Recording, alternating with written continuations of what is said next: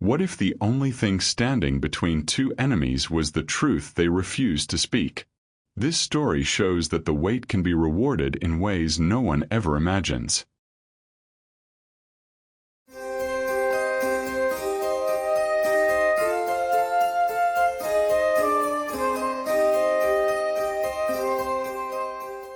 The bells of Constantinople rang again before dawn, and Eleni Komnene Vatatzes pressed her forehead against the cold stone wall of the embassy chamber, trying to remember how to breathe.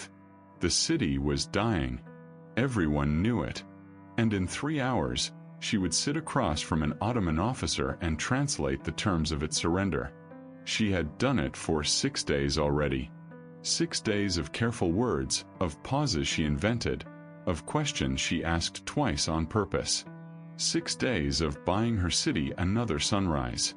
Her hands were steady when she entered the chamber. They always were. A translator could not afford trembling fingers. The man waiting for her rose from his chair with the same quiet courtesy he had shown since the first meeting. Mehmed Yusuf Shalebi, second secretary to the Sultan's vizier, a scholar before he was a soldier, fluent in 5 languages and patient in all of them. He greeted her in Greek.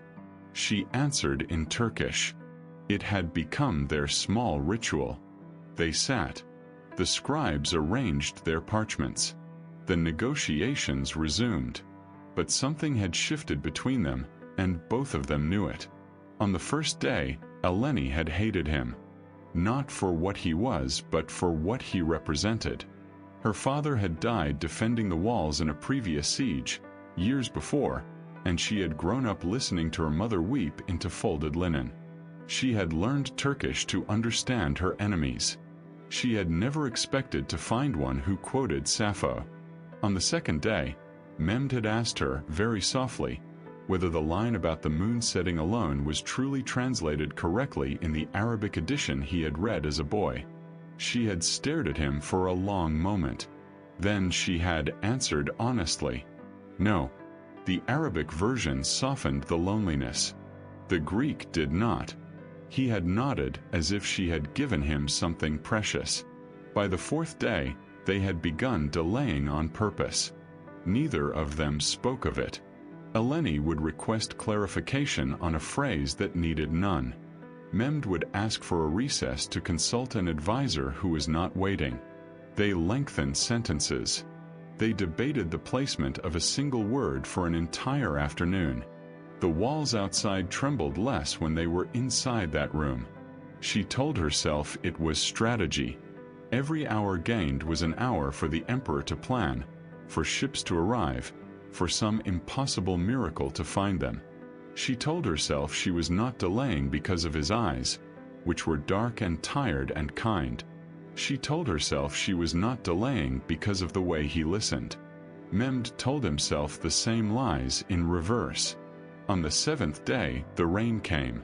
It fell hard against the lead roof of the embassy and turned the courtyard into a silver mirror. The scribes were dismissed early. A messenger had been delayed. They were alone, briefly, in the chamber with only a single guard at the far door. Eleni asked him why he had become a translator before he became an officer.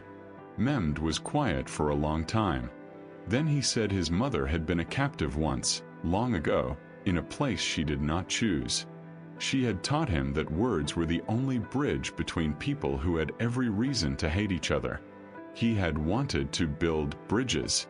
The army had been his father's wish, not his. Eleni did not answer with her own story. She did not have to. He looked at her and seemed to understand it anyway. That night she could not sleep. She walked the corridors of the imperial quarter where she had been given lodging, and she thought of his hands, which were ink-stained at the fingertips, and his voice, which never rose, and the way he had said her name in Greek as if it were a poem he was afraid to ruin. The negotiations continued. The delays grew bolder. They both knew they were running out of room. On the 9th day, the revelation came. A senior dragoman of the imperial court arrived to observe the proceedings. An old man named Theodoros who had served 3 emperors. He greeted Mehmed by a different name, a family name, a Greek family name. Eleni went very still. Mehmed did not deny it. He looked at her across the table, and for the first time she saw fear in his face. Not the fear of a soldier, the fear of a man who has been keeping a single truth too long. His mother had not simply been a captive somewhere far away. His mother had been Greek, from this city. Taken in a raid when she was 16, married to a Janissary commander, raised her son in 2 faiths and 2 tongues. Mehmed had relatives still living in the Fanner district, cousins he had never met, a grandmother who might still remember his mother's name. He had asked to be assigned to these negotiations. He had requested it personally. Eleni understood then why he had quoted Sappho, why he had known the rhythm of her language better than any foreign scholar should, why he had delayed the talks as eagerly as she had. He was not only buying time for her city, he was buying time inside it, the only time he would ever have. She should have felt betrayed. She did not. She felt something heavier and stranger, a kind of grief that belonged to both of them at once. That evening, a letter reached her. The imperial court had discovered the delays. Someone had counted the hours. Someone had measured the pages of translation against the days that had passed. She was being recalled. A new translator would arrive in the morning, a man loyal to a faction that wanted the talks ended quickly, on any terms, so that the city might at least save its churches. Eleni read the letter 3 times. Then she burned it. She went to find Mehmed. He was in the small garden behind the embassy, where a fig tree grew against a crumbling wall. The rain had stopped. The air smelled of wet stone and distant smoke. She told him everything. The recall, the new translator, the end of their hours. He listened without moving. When she finished, he asked her very quietly to leave the city with him. Not as a captive, not as a prize, as herself. He had relatives in Edirne who would shelter them. He had savings. He had a name that could open certain doors. He could not save Constantinople. He had never been able to. But he could save her if she would let him. Eleni stepped back. She had known this question was coming. Perhaps from the 4th day, perhaps from the 1st. She still was not ready for it. She said no. She said it because her mother was here, because her younger sister was here, because the library where she had learned every language she knew was here, and if the city fell she wanted to be among the people who carried its memory out, not among those who had run before the ending. She said it because she loved him, and because love was not enough to make her stop being who she was. Mehmed did not argue. He only nodded, and the nod was the saddest thing she had ever seen. They did not speak the next morning. The new translator arrived. The talks accelerated. Within 2 days, the terms were drafted. Within 3, the formal surrender was discussed in chambers Eleni was no longer permitted to enter. She waited. She helped her mother pack the household icons. She copied manuscripts late into the night, choosing which ones to hide in the cellar of a friend's house and which to carry in a small wooden chest. She did not weep. There was no time for weeping. On the 4th night after their last conversation, a servant brought her a folded paper. No seal. No name. Inside, in careful Greek, a single sentence.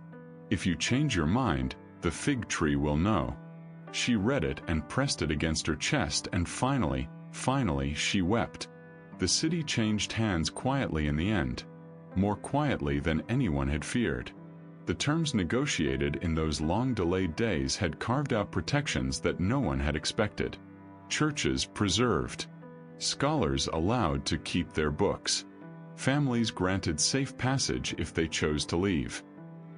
Eleni learned later that Mehmed had argued for every clause, line by line, in rooms where she had not been present. He had used the time they bought together to write protections into the surrender itself. The delays had not been only sentiment. They had been the foundation of mercy. Her mother chose to stay. Her sister chose to leave for Crete. Eleni went with her sister to the harbor, helped her board, watched the sails fill, and then turned back toward the city she could not abandon. She walked, in the end, to the embassy garden. The fig tree was still there. Mehmed was sitting beneath it, in plain clothes, with a single satchel at his feet. He had not been certain she would come. He had waited 3 days. He told her, when she sat beside him, that he had resigned his position. He had no rank now. He had a small house in a village outside Edirne, an inheritance from an uncle, and enough silver to begin again as a translator of books rather than treaties. He asked her again the question he had asked in the rain. This time Eleni said yes. Not because the city had fallen, because the city had been saved, in the only way it could be, by the hours they had stolen together. Because her work here was finished, and his was beginning, and somewhere between 2 languages there was a life that belonged to both of them. They left at dawn. He carried her chest of manuscripts. She carried the letter from the fig tree, folded against her heart. Years later, in a small house with whitewashed walls and a garden of her own choosing, Eleni would teach their daughter to read in 3 languages.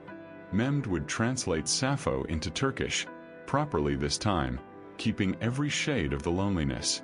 The book would be passed quietly between scholars in 2 empires, signed only with both their initials intertwined.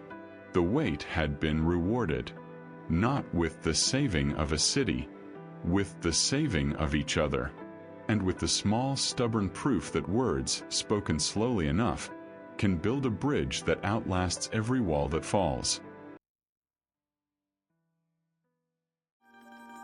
Did you enjoy today's story? Stay with me for just a moment. Let me know in the comments, which city are you watching from? Did this message touch you? And if you have ideas for future stories, feel free to share them. Your suggestion could become our next video. Leave a like if this message meant something to you. Subscribe so you don't miss the next videos. If you think someone else would appreciate this message, please share it. And if you'd like to support the channel, take a look at the links in the description. Some are affiliate links, which help us at no extra cost to you. Thank you for being here. See you in the next video.